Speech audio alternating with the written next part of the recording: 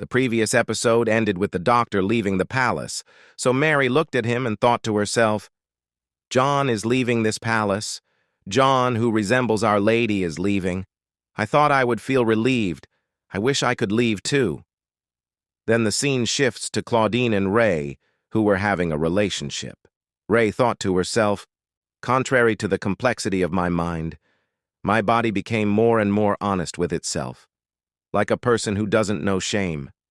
And my body couldn't resist its desire for Claudine, and I wanted him again and again. This is because she had become a beast like him, unable to control her desires and lusts. She continued, saying, then she kissed him and said, again and again. Then Nehi looked at him and asked herself, does this mean that I still love him?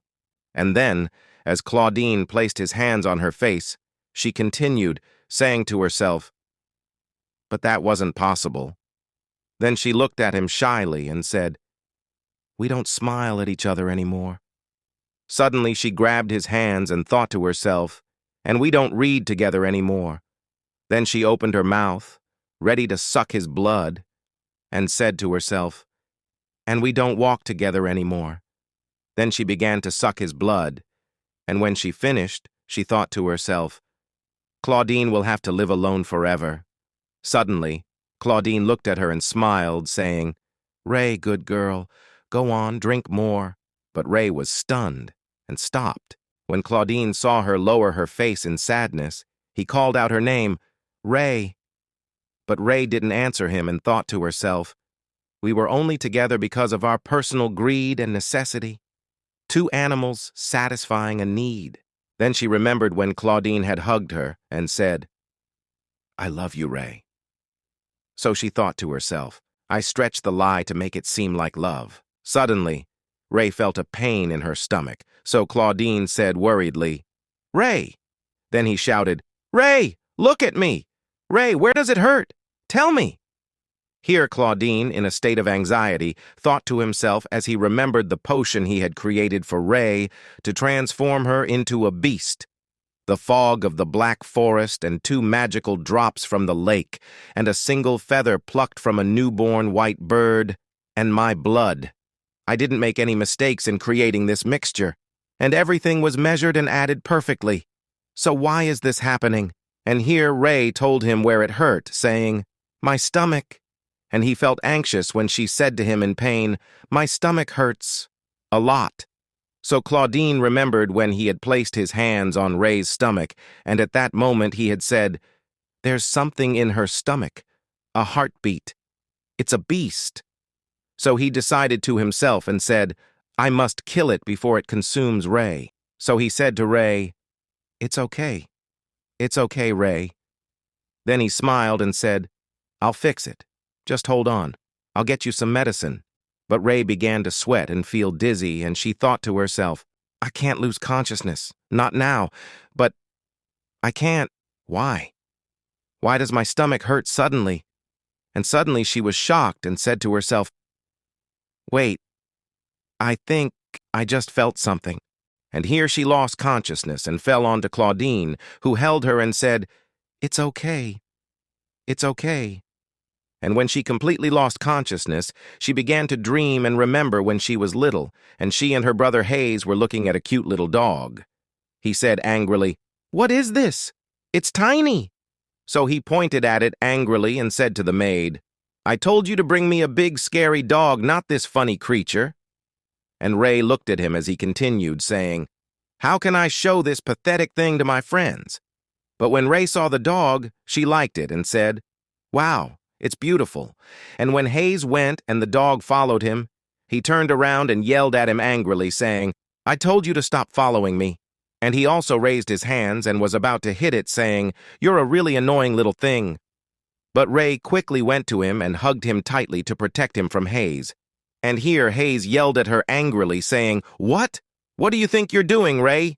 And Ray said to him, stop it, Hayes. It's just a little puppy. So Hayes yelled at her angrily, saying, don't tell me what to do and take this ugly dog and disappear. Then he left, saying angrily, oh God, as if it wasn't enough that everyone around me makes fun of me. And here Ray was trembling and said to herself as she held the little puppy, "This hurts."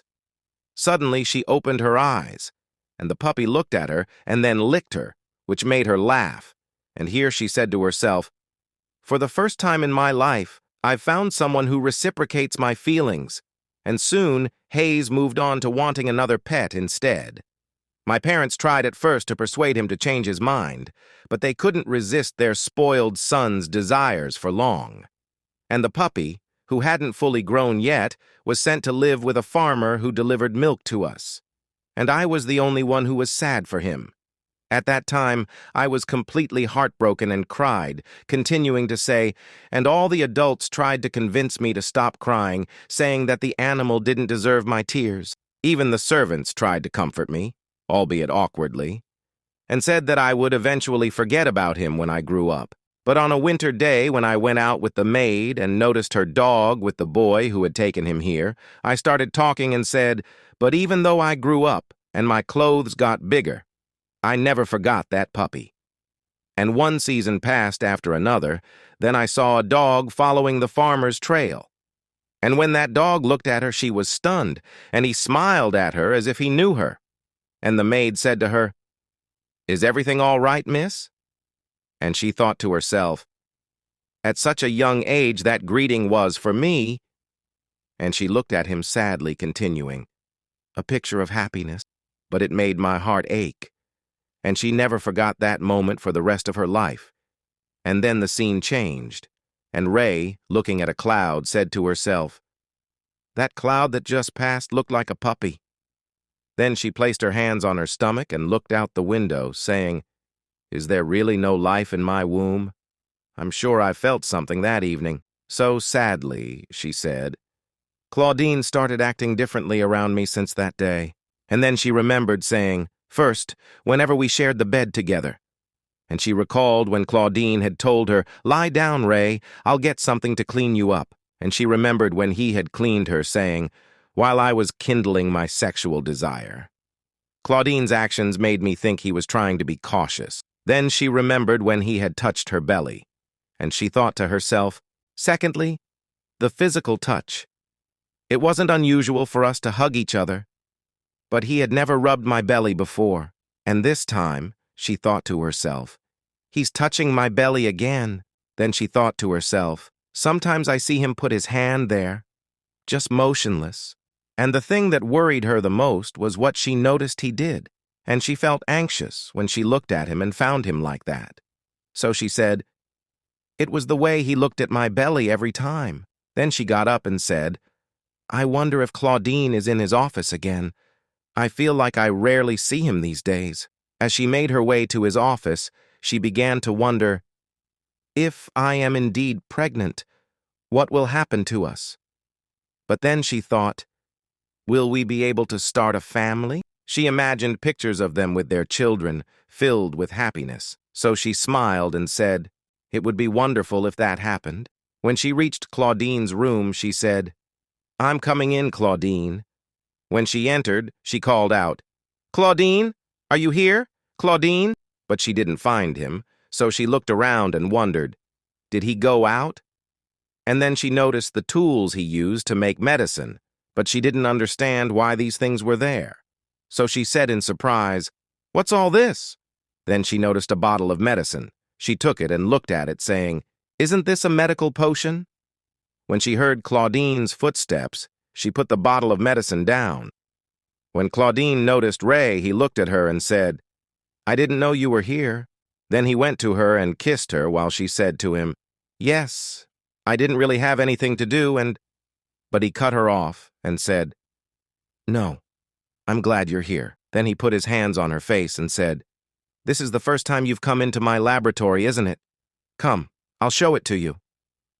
And when he was about to go, she said to him, "Wait, Claudine."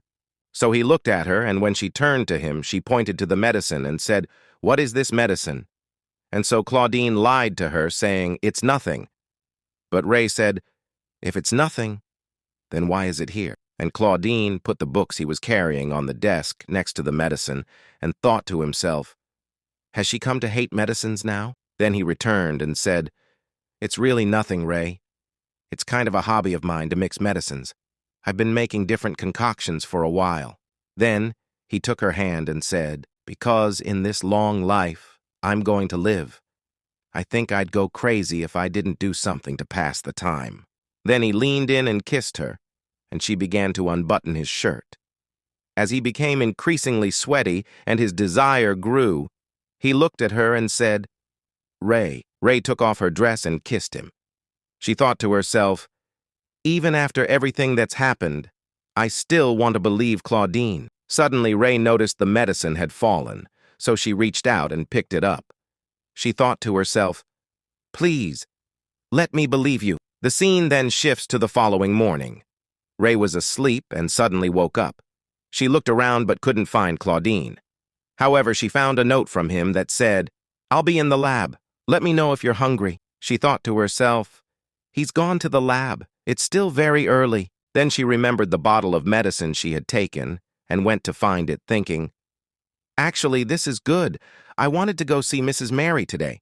So she got dressed and thought, I wonder how the servants in the main building have been since Claudine and I left. They lived here with Claudine longer than I did, so they might know what to do in this situation.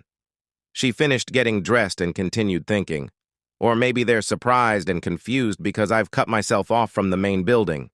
She lowered her head sadly and said, I just don't want there to be any room for hate in any of this. Then Ray left the mansion. She thought to herself, I guess there's been a lot of snow recently.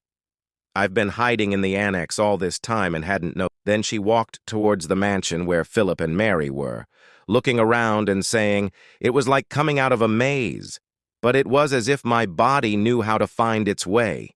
To the left, walk straight, and then turn right. Then move to the left, and when you reach the yellow flowers, that means you're almost there. When she found the yellow flowers, she looked at them and thought to herself, I thought I'd forgotten all this time, but I remember everything now. And the reason is, then she remembered her dream when little Claudine had told her, you must never forget, Ray. She said, I wonder who this version of Claudine is. Then sadly she said, and I wonder if I'll be able to see him again. She reached the mansion and grabbed the door, opening it even though no one could open it because it was surrounded by magic. She looked at the mansion and then entered joyfully, calling out, Mrs. Mary! Philip! Suddenly, someone appeared behind her.